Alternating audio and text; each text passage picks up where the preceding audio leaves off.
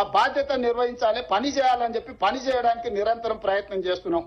మేము ఎప్పుడు ఢిల్లీకి వెళ్ళినా ఢిల్లీలో ఏముందా మాకు? ఢిల్లీ కేంద్ర ప్రభుత్వానికి కొన్ని సబ్జెక్ట్స్ ఉంటాయి, రాష్ట్ర ప్రభుత్వానికి కొన్ని సబ్జెక్ట్స్ ఉంటాయి, కేంద్ర రాష్ట్ర ప్రభుత్వాలకు కొన్ని సబ్జెక్ట్స్ ఉంటాయి. కేంద్ర ప్రభుత్వం నుంచి అనుమతులు తెచ్చుకోవాలంటే పొయ్యి కలవకుంటే అనుమతులు ఎట్లకెళ్ళి వస్తాయి? మేము డెట్ రీస్ట్రక్చర్ చేసుకోవాలి. నువ్వు అడ్డగోలుగా 11% అప్పులు తెచ్చినాం, దాన్ని 7% తగ్గించాలంటే కేంద్ర మంత్రిని కలవాల్సిన అవసరం లేదా? ఎన్విరాన్మెంటల్ ఇష్యూస్ లో రోడ్లు, చిన్న చిన్న రోడ్లు కూడా ఫారెస్ట్ ఏరియాలో 10 ఏళ్ల నుంచి రోడ్లు ఆగిపోయినాయి. ఎన్విరాన్మెంట్ మినిస్టర్ని కలవకుంటే అనుమతులు వస్తే ఈ రోజు రీజనల్ రింగ్ రోడ్ మనం నిర్మించుకోవాలనుకుంటున్నా, మంత్రిని సర్ఫేస్ మినిస్టర్ని కలవకుంటే అనుమతులు వస్తే ఈ రోజు మెట్రో అనుమతి తెచ్చుకోవాలనుకుంటున్నాం, ప్రధానమంత్రిని కలవకుంటే మెట్రో అనుమతి వస్తుందా? ఈ రోజు మూసి ప్రక్షాళన చేసుకోవాలనుకుంటున్నాం, దానికి సంబంధించిన అనుమతులు నిధులు తెచ్చుకోవాలంటే ఎవరిని కలవాలి? నువ్వు ఇవన్నీ ఇస్తావా చెప్పు? రోజు ఆడికే వస్తాం, ఎర్రవల్లి ఫామ్ హౌస్ కి వచ్చి కూర్చుంటాం, కూర్చేసుకొని కూర్చుంటాం, వంతుల వారిగా నేను ఉత్తమైన డ్యూటీ చేస్తాం, ఒకరి తర్వాత ఒకరం అన్ని మీరే. ఇది ఎట్లాగ ఉన్నాయి కదా, 10 పైసలు మితికి ఇవ్వండి, 50,000 కోట్లు ఏమవుతుంది? సంపాదించింది ఇద్దరు బాబామర్దలు అనుకుంటే ఒక 50,000 కోట్లు ఒక లెక్కనా? బాండ్స్ రాసిస్తాం రాష్ట్ర ప్రభుత్వం నుంచి, 10 పైసలు మితికి ఇవ్వండి. ఏడు దాచుకుంటారు, దాచిపెట్టుకుని టెన్షన్తో బీపీ షుగర్లు లో బీపీ వచ్చేసి హాస్పిటల్ వాడాల్సి వస్తుంది, దాచుకుని ఎవరు దొంగ ఎత్తుకపోతాడు అని. ఎందుకు వస్తున్నాయి లో బీపీ షుగర్లు? అడ్డగోలుగా సంపాదించి అవి ఎవడొచ్చి పట్టుకుంటాడు అని టెన్షన్తో వస్తున్నాయి.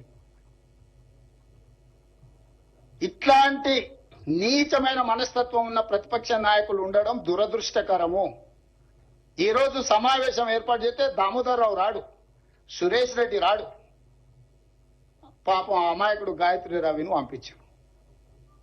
ఏం చెప్తాం ఆయనను? పాపం ఆయన బాధలు ఆయనే మాట్లాడితే ఒక రాసి కాగితం రాసి పంపించారు, ఇదే చదువు అని. అది చదివినాక మాట్లాడితే ఆయనకి ఏం తెలుస్తలేదు, ఇక లేదు వాకౌట్ అన్నాడు. మనం వాకౌట్ల కోసం సమావేశం విలువలే కదా, మాట్లాడుకోనికే పిలిచినాం, సూచన తీసుకోనికే పిలిచినాం. కాగితం రాసి ఇచ్చి పాపం లీడర్ వస్తాడు అనుకున్నాం, లీడర్ను పంపించిన వచ్చి మొత్తం చూసి మొత్తం చదువుతున్నాడు. ఆయన కూడా సహచర పార్లమెంట్ సభ్యుడు, రెండోసారి రాజ్యసభకు వచ్చిండు, ప్రజాప్రతినిధిగా అతన్ని గౌరవించాలని అతను చెప్పినంత విన్నాం. నేను కొన్ని విషయాలు ప్రస్తావించడం మొదలు పెట్టగానే అసలు రంగు బయటపడదు అనగానే ఇక నేను లేచి వెళ్ళిపోతున్నా సార్, నేను ఉంటే ఉన్న ఉద్యోగం ముడతాను లేచి వెళ్ళిపోయాను. పాపం ఏం చేస్తాం? ఇది పరిస్థితి. అందుకే మీడియా మిత్రులారా, మీరు కూడా అబద్ధాలు చెప్పేటోళ్ళకి అంత ప్రచారం కల్పించకండి. మీరు కూడా పరోక్షంగా ఇట్లాంటి అబద్ధాలను ప్రోత్సహించినట్టుగా మారుతున్నది పరిస్థితి. దయచేసి ఈ రోజు ఉన్న పరిస్థితిని మీరు అర్థం చేసుకోండి. మాకు ఏమి దాపరికం లేదు ఇందులో. తెలంగాణ రాష్ట్ర ప్రయోజనాలే మా ఆలోచన. తెలంగాణ రాష్ట్ర ప్రయోజనాల కోసం ఎవరినైనా కలుస్తాం, ఎవరితోనైనా కొట్లాడతాం. ఇందులో ఎలాంటి శశపిషలు లేవు. సామభేద దాన దండోపాయాలల్లా మొదటి అంకంలో ఉన్నాం. గోదావరి రివర్ మేనేజ్మెంట్ బోర్డును కలిసి ఫిర్యాదు చేసినాం, జలశక్తి మినిస్టర్ గారిని కలిసి ఫిర్యాదు చేసినాం, ఎన్విరాన్మెంట్ మినిస్టర్ కు లెటర్ రాసినాం, ఫినాన్స్ మినిస్టర్ కు లెటర్ రాసినాం. రేపు అవసరమైతే ప్రధానమంత్రిని కలుస్తాం, అందరినీ కలుస్తాం. ఈ అందరినీ కలిసిన తర్వాత కూడా తెలంగాణ ప్రజలకు న్యాయం జరగకపోతే న్యాయస్థానాలు ఉండనే ఉన్నాయి. ముందే డైరెక్ట్ న్యాయస్థానానికి పోతే న్యాయస్థానం అంటే సంబంధిత సంస్థలకు మీరు ఫిర్యాదు చేసిందంటే, చేయలేదంటే ఏమంటారు? మీరు సంబంధిత సంస్థలకు ఫిర్యాదు చేయకుండా, వాళ్ళకి చర్యలు తీసుకునే అవకాశం ఇవ్వకుండా, మీ సమస్య ఏందో వాళ్ళకి వివరించకుండా కోర్టుకి ఎందుకు వచ్చినా మళ్ళీ ఆడికెళ్ళని పంపిస్తారు. ఇది ఏమంటారు ఫండమెంటల్స్. నువ్వు అప్రాపరేట్ ఫోరంలా ఫిర్యాదులు చేసి నీ బాధ చెప్పుకోకుండా, నువ్వు అంశాలను వివరించకుండా కోర్టు దగ్గరికి వెళ్తే కోర్టు వినదు. తిరిగి మళ్ళీ వాళ్ళ దగ్గరికి వెళ్ళి ఫిర్యాదు చేయి. నీ ఫిర్యాదు మీద వాళ్ళు చర్యలు తీసుకున్నప్పుడు నీకు ఏదైనా బాధ ఉంటే నువ్వు అప్పుడు కోర్టుకు రా అని చెప్తారు. అందుకే ఈరోజు తెలంగాణ రాష్ట్ర ప్రభుత్వం అన్ని ప్రక్రియలు, రాజకీయ పార్టీలను సంప్రదిస్తున్నాము, ప్రజాప్రతినిధులను సంప్రదిస్తున్నాము, సంబంధిత రాజ్యాంగబద్ధమైన సంస్థలకు ఫిర్యాదులు చేస్తున్నాము, మేము కేసు బిల్ చేస్తున్నాం. రేపు ఇవన్నీ ప్రయత్నాలు చేసినా మా తెలంగాణ ప్రయోజనాలకు భంగం కలుగుతుంది. కేంద్ర ప్రభుత్వం, ఆంధ్రప్రదేశ్ ప్రభుత్వం తెలంగాణ ప్రజల ప్రయోజనాలను ఫనంగా పెట్టి గోదావరి జలాలను రాయలసీమ పెన్నా బేసిన్ కి తరలిస్తున్నారు. ఇది మాకు తీరని అన్యాయము అని చెప్పి కోర్టుకు వెళ్ళినప్పుడు మనకి న్యాయం జరుగుతుంది. ఈ రోజు అందుకే చంద్రబాబు నాయుడు గారికి నేను సూచన చేస్తున్నా, మీరు పక్క రాష్ట్ర ముఖ్యమంత్రి, కేంద్రంలో మీకు పలుపాడి ఉండొచ్చు, మోడీ గారు మీరు ఏం చెప్తే అది వినొచ్చు. అంత మాత్రాన మీ ప్రాజెక్టులకు అన్ని అనుమతులు వస్తాయని మీరు అనుకుంటే అది భ్రమ. అట్లాంటి వాటికి అవకాశం లేదు. తెలంగాణ రాష్ట్ర ప్రజలకు ప్రయోజనాలు కాపాడుకోవడానికి అవసరమైన ప్రణాళిక, వ్యూహరచన స్పష్టంగా ఉన్నది. మేము ఈ రోజు వివిధ రాజ్యాంగబద్ధమైన సంస్థలకు మేము ఫిర్యాదులు చేస్తున్నాము.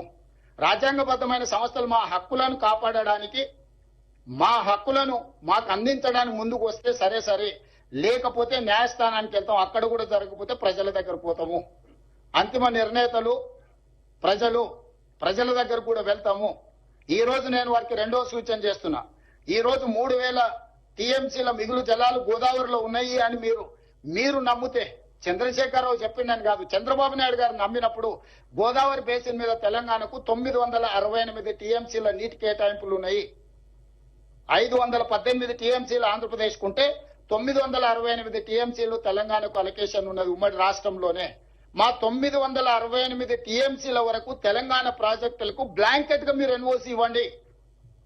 మా తెలంగాణ ప్రాజెక్టులకు 968 టీఎంసీలకు వాడుకోవడానికి సంపూర్ణమైన అనుమతులు వచ్చిన తర్వాత మేము ఆ ప్రాజెక్టులు కట్టుకున్నాక ఇంకా నీళ్లు కిందికి పోతే అది వరద.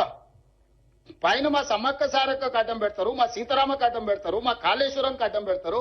గోదావరి బేసిన్ మీద మేము కట్టుకునే ప్రతి ప్రాజెక్టుకు ఆంధ్రప్రదేశ్ అభ్యంతరం పెట్టి ఆ ప్రాజెక్టుల అనుమతులు రాకుండా ఆలస్యం చేసి ఇగో మిగులు జలాలు ఉన్నాయన్నాడు. మిగులు జలాలు ఎట్లున్నాయి? కేసీఆర్ దరిద్రం వల్ల, ఆకలి వల్ల, కేసీఆర్ తెలంగాణకు చేసిన ద్రోహం వల్ల నీళ్లు నీకు వరదొస్తున్నాయి. ఏందయా ద్రోహం? మేడిగడ్డ కూలిపోయింది, సుందీలు అక్కడికి రాలే. ఇక అన్నారం గురించి నేను చెప్పాల్సిన పని లేదు. అవే చక్కగా ఉంటే ఆ నీళ్లు మేము ఎత్తిపోసుకుని ఉంటే నీకు వస్తుండేనో రాకుంటుండేనో లెక్క తెలుస్తుండే. ఇవాళ వాళ్ళ ధనదాహం వల్ల, వాళ్ళ దోపిడీ వల్ల మేడిగడ్డ కుప్పగూలింది. ఏమైతుందా, ఓ పిల్లర్ గుంగిపోతే ఏమైతుంది, ప్రాజెక్ట్ అంత ఉంది కదా అంటారు. హరీష్ రావు గారు, నీ గుండెకాయ ఊడవిక్తే నీకు తెలుస్తా. మొత్తం బాడెంత 6 అడుగులు ఉన్నావు. గుండె తీసి పక్కకు పెట్టు, నువ్వు ఉంటావో లేదో చూద్దాం. ప్రాణహిత చేవెళ్ల గోదావరి జలాల మీద మేడిగడ్డ అనేది గుండెకాయే. ఆ గుండెనే లేకున్న తర్వాత మిగతా బాడీ ఉందని చెప్పుకోవడానికి తప్ప సున్నా కూడా ప్రయోజనం లేదు. ఇవాళ అన్నిటికంటే కింది నుంచి లిఫ్ట్ చేయాల్సింది. అక్కడి నుంచి మేడిగడ్డ నుంచి నీళ్లు ఎత్తి అన్నారంలో పోయాలి. అన్నారంలో పోసిన నీళ్లు సుందిళ్లలో పోయాలి. సుందిళ్లలో పోసిన నీళ్లు మిడిమానేరు. అక్కడి నుంచి శ్రీపాద ఎల్లంపల్లి, అక్కడి నుంచి ఎస్ఆర్ఎస్పి, అక్కడి నుంచి మిగతా ప్రాంతాలకు నీటిని తరలించాలి. అసలు కానీ పిసల్ అయిపోయింది అని అంటే, అసలు పిసల్ గయా అంటారు ఉర్దూలో. అసలు పిసల్ గయా బాయ్, आपको समझ में नहीं आ रहा, जान पूछ के बोल रहे या बिना ऐसी बोल रहे.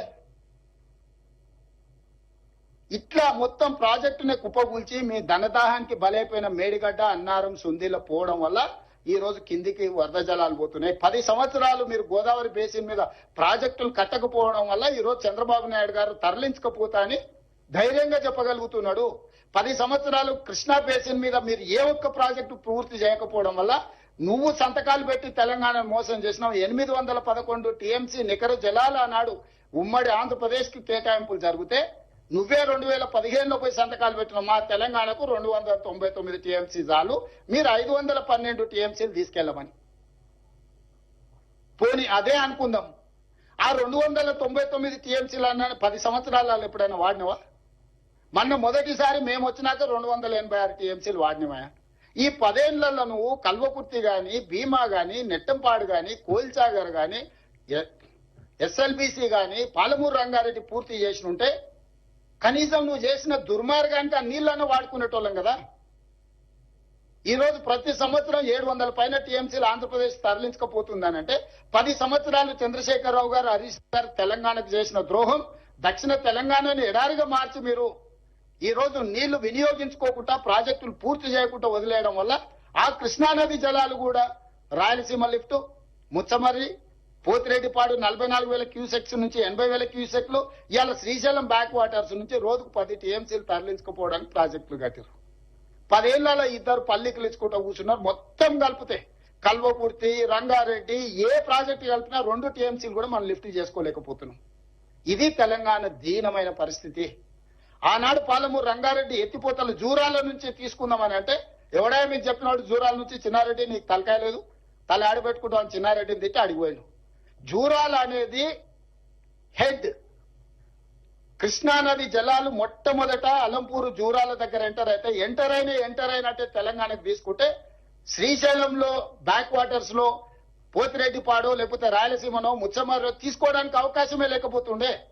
ఈరోజు జూరాలలో ఎంటర్ అయిన కర్ణాటక నుంచి వచ్చిన నీళ్లు అలా తిరిగి రాయలసీమకు పోయి మళ్ళీ తెలంగాణకు వస్తున్నాయి. అక్కడికి పోగానే వెనకటికి నంద్యాల ఘాట్లు దారి దోపిడీ చేస్తాం, లారీల లోడ్ పోతూనే ఉంటుంది, లారీ చిన్న పోతూనే ఉంటాయి, పైనుంచి సంచులు మాయమైతేనే ఉంటాయి. ఇవాళ రాయలసీమ లిఫ్ట్, పోతిరెడ్డిపాడు, ఇవాళ ముచ్చమర్రి, ఆ ప్రాంతానికి పోయిన నీళ్ళు అక్కడికక్కడనే మాయమైపోతున్నాయి. ఎక్కడ పోయినా తెల్లారిలో చూసే వరకాలు ఏమి కనిపిస్తలేవు. రాత్రి చూస్తే శ్రీశైలం నిండుకుంటుంది, తెల్లారి వరకాల కాలి కుండలాగా కనిపిస్తుంది. దీనికి కారణం పోతిరెడ్డిపాడు కదా, నువ్వు చేసిన కుంపటి కదా. రాయలసీమ లిఫ్ట్ నీ ఇంట్లోనే జీవో తయారైంది కదా. ముచ్చమర్రి చంద్రబాబు నాయుడు కడుతుంటే మూసుకొని కూర్చున్నది నువ్వే కదా. ఏదన్నా మేము వచ్చినాక ప్రారంభించిన ప్రాజెక్టు ఉందా? ఈరోజు ఇటు కృష్ణా బేసిన్, కృష్ణా మొత్తం కొలగొట్టిరు వాళ్ళు, అదే ఊపు మీద గోదావరి బేసిన్కి వచ్చింది. ఈ 10 ఏళ్ళు నువ్వే కదా ఉన్నది. ఈ 10 ఏళ్లలోనే కదా ఈ దుర్మార్గం జరిగింది. ఉమ్మడి రాష్ట్రంలో అన్నో సమైక్య పాలకులు మనకు అన్యాయం చేసిరని ఓకే, 10 ఏళ్లలో మీరేం చేసిండ్రు? ఇలా ప్రాజెక్టులు పూర్తి చేయడానికి ఖర్చు పెడదామంటే నిధులు లేవు, నీళ్లు ఆగుతలేవు, అవి కిందికి పోతూనే ఉన్నాయి. ఇగో కింద నీళ్లు ఉన్నాయి కదా నేను ఎత్తుకపోతాను ఆయన తయారైండు. సరిగ్గా చూడు, రేపు పొద్దుగాల చంద్రబాబు నాయుడు గారు ఈ మీటింగ్ మినిట్స్ తీసుకొస్తాడు. వాళ్ళు వీళ్ళు కాదు, చంద్రశేఖరరావు గారు చెప్పారు 3000 టీఎంసీలు సముద్రంలోకి పోతున్నాయి, తెలంగాణ వాళ్ళకి ఏం నష్టం ఉందా, సముద్రంలో నేను కొన్ని తీసుకొని బాగుపడతా అంటే మీకేం కష్టం వచ్చింది, మా చంద్రశేఖరరావు మంచోడే కానీ రేవంత్ రెడ్డి ఏంది ఇట్లా చెప్తున్నాడు అని ఆయన తయారవుతాడు. అందుకే మీడియా మిత్రులారా, ఈరోజు స్పష్టంగా రాజకీయాలకు అతీతంగా మనందరం ఒక దగ్గర కూర్చొని చర్చించుకొని ముందుకు వెళ్ళాలి. ఈరోజు కేంద్ర ప్రభుత్వం మీద ఒత్తిడి తీసుకురావాలి. మోడీ గారికి చంద్రబాబు నాయుడు గారు అవసరం ఉంది, చంద్రబాబు నాయుడు గారికి గోదావరి జలాల అవసరం ఉంది. ఇది భగవంతుడికి భక్తుడికి అనుసంధానం, అంబికా దర్బార్ భర్త అన్నట్టుగా ఉన్నది. వాళ్ళిద్దరి మధ్యలో అధికారం నీళ్లు పంపకాలు చేసుకుంటే అధికారం నీకు నీళ్లు నాకని. అందుకే ఈరోజు అన్ని వ్యవస్థల దగ్గరికి మేము వెళ్తున్నాము. నాకు ఉత్తమ్ కుమార్ రెడ్డి గారికి ఎలాంటి భేషజాలు లేవు. అందరినీ కలుస్తాం, అందరితో మాట్లాడతాం, సమస్యకు పరిష్కారం కనుగొనడానికి చూస్తాం. కాకపోతే లీగల్ ఫైట్ ఎట్లా చేయాలి, పొలిటికల్ ఫైట్ ఎట్లా చేయాలి, టెక్నికల్ గా ఎట్లా ఫైట్ చేయాలో ఫైట్ చేస్తాం. చివరిగా చంద్రబాబు నాయుడు గారికి నా సూచన ఒకటే, ఇది మనం గ్యాప్ పెంచుకోవడం, దూరం పెంచుకోవడం ద్వారా పరిష్కారం కాదు. మీరు ఢిల్లీలో మోడీ గారిని ఒత్తిడి తెచ్చి అనుమతి తెచ్చుకోవడం వల్ల ఇవి పూర్తి కావు. కాబట్టి మా తెలంగాణ ప్రాజెక్టులో గోదావరి బేసిన్ మీద 968 టీఎంసీలు, కృష్ణా బేసిన్ లో పరివాహక ప్రాంతం ప్రకారం మాకు ఒక 555 టీఎంసీల నీళ్లు వస్తాయి. దాని బేసిస్ మీద మేము కొన్ని ప్రాజెక్టులు కట్టుకుంటాం. ఈ రెండింటికి మీరు క్లియర్ గా అనుమతి ఇవ్వండి. ఆ తర్వాత ఎన్ని సముద్రంలో పోయే నీళ్లు మీరు ఎన్ని తీసుకుపోయినా మాకు అభ్యంతరం లేదు. 3000 మీరు ఎన్నైనా తీసుకెళ్ళండి. ఓ 1000 టీఎంసీలు దాదాపుగా గోదావరి మీద, ఒక 500 టీఎంసీలు కృష్ణా బేసిన్ మీద మా ప్రాజెక్టులకు మీరు ఎన్ఓసి ఇవ్వండి. ఈ 2 ఎన్ఓసీలు ఇచ్చిన తర్వాత మేము మీ ప్రాజెక్టులకు ఎలాంటి అభ్యంతరం పెట్టము. మా తెలంగాణకు 1500 టీఎంసీలు వస్తే 1,50,00,000 ఎకరాలకు మేము నీళ్లు అందించుకోగలుగుతాం. మా తెలంగాణలో పంటలు పండించుకుంటాం. మీకు మాకు ఎలాంటి సమస్యలు ఉండవు. వ్యక్తులుగా కాదు, ఇది 2 సంస్థలు, 2 రాష్ట్రాలు, 2 రాష్ట్రాల ప్రజల ప్రయోజనానికి కృష్ణా బేసిన్ మీద ఒక 500